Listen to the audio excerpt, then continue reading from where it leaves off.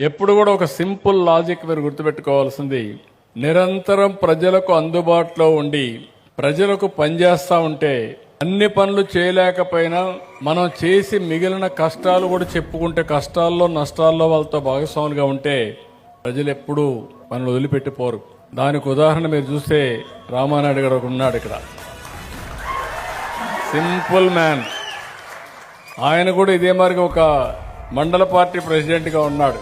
అప్పుడు ప్రత్యేకమైన కాన్స్టిట్యున్సీ పాలకొల్లు, సరైన నాయకత్వం ఉండేది కాదు. అప్పుడు ₹1 డాక్టర్ని ఒక ఆయన తెచ్చాం. ఆ తర్వాత మారిపోయాడు ఆ డాక్టర్ కూడా. అప్పుడు తీసుకొస్తే రామానాయుడు గారు చాలా ఒక రైతు సంఘం ఒకటి పెట్టి చాలా ఫెరోషియస్ గా పనిచేశాడు.